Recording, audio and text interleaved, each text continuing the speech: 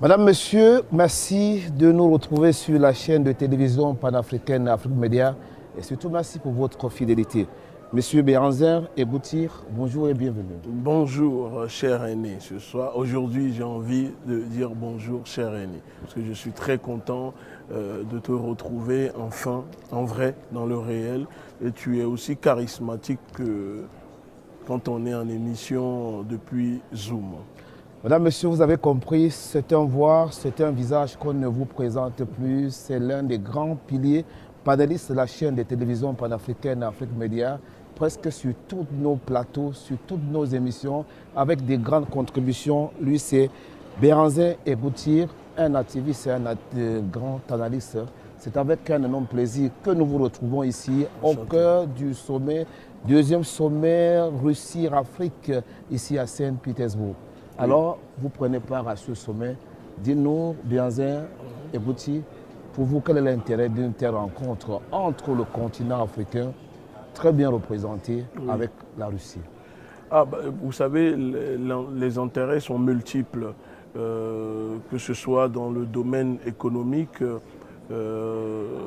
technologique, militaire. Parce qu'aujourd'hui, l'Afrique est confrontée à des enjeux géopolitiques qui dérèglent un peu le quotidien de la vie de ces populations, mais aussi parce que l'Afrique doit prendre part à ce changement de politique internationale qui se déroule à travers le monde, dont la Russie est un grand pilier aujourd'hui qui est en train de bousculer l'échiquier mondial par sa position vis-à-vis de ses partenaires africains.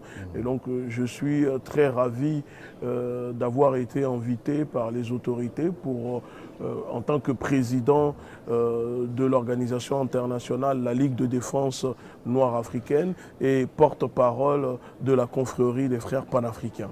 Dites-nous un peu, on sait quand même, vous êtes de la société civile, quel est un peu le message que vous avez porté dans le cadre de cette rencontre ici en Russie? Le message que nous avons porté et nous continuerons de porter, c'est de renforcer les liens, la coopération entre les pays d'Afrique et la Russie. Je ne pourrais pas dire l'Afrique parce que c'est un continent, l'Afrique. Donc je dirais les pays d'Afrique avec la Russie parce que la Russie a toujours été un partenaire fiable depuis les luttes indépendantistes.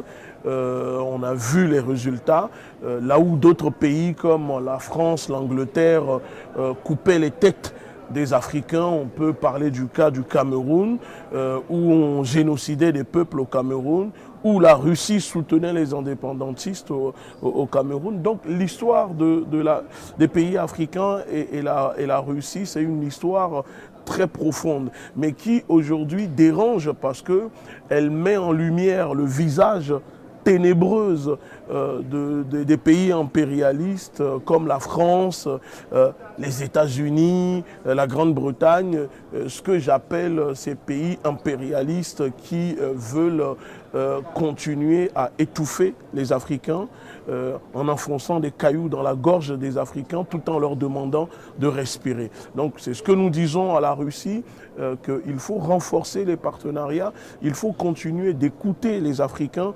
sans faire l'erreur comme on ne pourrait pas dire des partenaires parce que la France n'a jamais été un partenaire. La France est un État négrier, terroriste, colonialiste qui est venu envahir. C'est des envahisseurs. La France envahit l'Afrique avec ses forces d'agression françaises.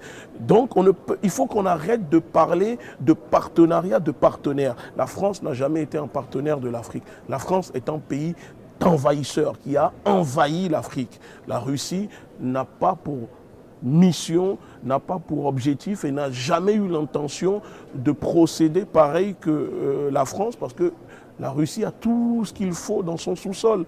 La France, c'est que des tortues dans les égouts. Donc c'est tout à fait normal. Vous voyez qu'on ne peut pas faire cette comparaison. Je précise parce que beaucoup d'Africains disent « mais vous quittez un maître pour aller prendre un autre maître ». Mais je suis désolé. Pourquoi c'est dès que les Africains, on parle de maître à maître? Mais la France elle-même qui fait une guerre à la Russie, La France qui fait une guerre à la Russie, excusez-moi, fait des coopérations, mène des actions bilatérales avec la Russie. Alors si la France a le droit d'avoir des coopérations avec la Russie, pourquoi on veut empêcher les Africains de faire la même chose? C'est une coopération fiable. La Russie ne viendra pas sauver l'Afrique à notre place. Mais en tant que partenariat, les Africains d'abord qui doivent sauver leur propre terre. Et si les Africains ne prennent pas conscience de cela, la Russie aura beau même nous donner des armes nucléaires. Si nos mentalités ne changent pas, on ne peut pas changer nos pays. Donc ça passe aussi par un changement de mentalité. C'est en partenariat, la Russie s'appuie sur nous, on s'appuie sur la Russie. Mais d'abord, Poutine défend la Russie. Poutine a des problèmes à régler dans son pays, donc il ne viendra pas régler les problèmes en Afrique. C'est à nous de régler nos problèmes en Afrique et nos partenaires seront là pour nous accompagner. Alors, Béhanzin Gouti, dites-nous, vous travaillez énormément sur le continent, de par des positions que vous occupez à travers le monde entier. Lorsque vous participez à ce sommet, est-ce que vous avez le sentiment, lorsque vous discutez avec les différentes délégations africaines, lorsque vous discutez avec la délégation, les partenaires russes, est-ce que vous avez le sentiment que ce sommet pourra amener des résultats concrets sur le terrain? Encore qu'on sait quand même qu'il se déroule dans un contexte particulier où il y a eu d'énormes pressions sur la participation africaine. Oui, c'est vrai que ce deuxième sommet, on ressent un peu cette pression rien qu'au niveau sécuritaire, mais moi je constate que ça... Mais au niveau de la participation? Au niveau de la participation, je vois que ça ne...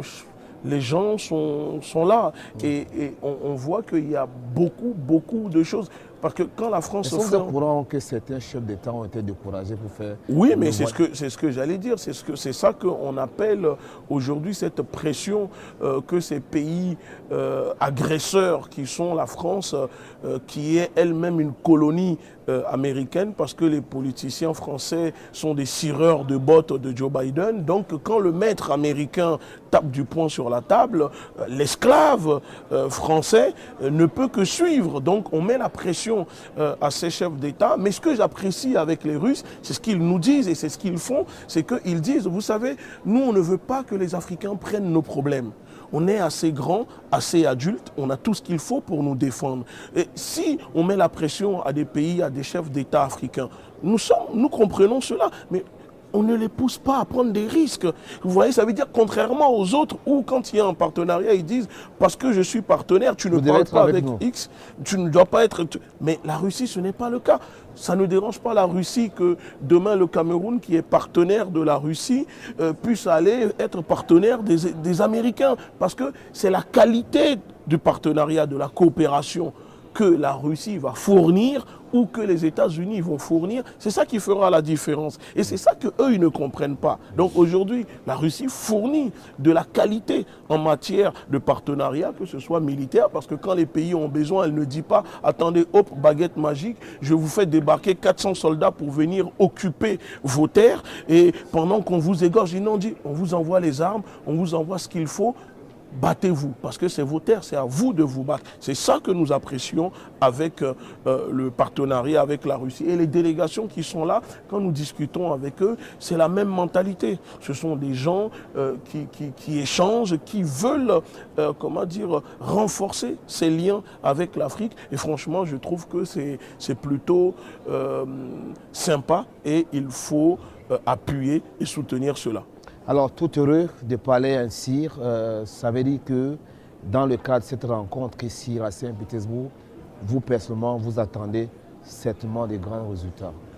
Oui, mais j'attends d'abord des grands résultats de la part... Des accords. Oui, des accords, des signatures, mais les grands résultats que j'attends, ça doit venir de nous, de nos chefs d'État, de nos États. Vous comprenez? Ça veut dire que même si la Russie nous signe des accords nucléaires, si nos États ne sont pas capables d'appliquer, de faire respecter ces accords, ça ne changera rien. Donc oui, des grands accords, mais d'abord un changement au niveau de nos États. C'est ça que, et nous le disons, s'il y a des chefs d'État jusqu'à présent qui ont fauté, mais qui commencent à changer leur politique, nous sommes prêts à les soutenir. Qui n'a jamais fauté? personne n'est parfait. C'est ce que nous disons et nous le disons. Mais si vous refusez, alors le suivant, entre eux, ils doivent déjà le savoir. Qui sera le suivant? On les avait dit, Niger, on vient de s'occuper du Niger. Donc le prochain, ils le savent déjà. Ça se joue entre le Togo et la Côte d'Ivoire.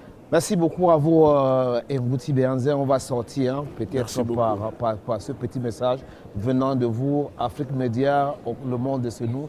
Ce n'est pas un simple slogan. Exactement. Vous êtes sur Afrique Média en direct et à Saint-Pétersbourg, au cœur de ce sommet. C'est vrai. Merci beaucoup aux téléspectateurs et encore une fois, merci pour l'invitation. J'ai eu l'occasion aujourd'hui de voir comment les techniciens, parce que vous ne les voyez pas, mais c'est grâce aux techniciens aussi que nous sommes en train de faire cette émission. Et donc je tiens vraiment à saluer les techniciens et je tiens à saluer aussi les responsables d'Afrique Média. Merci à vous, Béhanzé Ngouti, d'être passé. Mesdames, Messieurs, merci d'avoir regardé.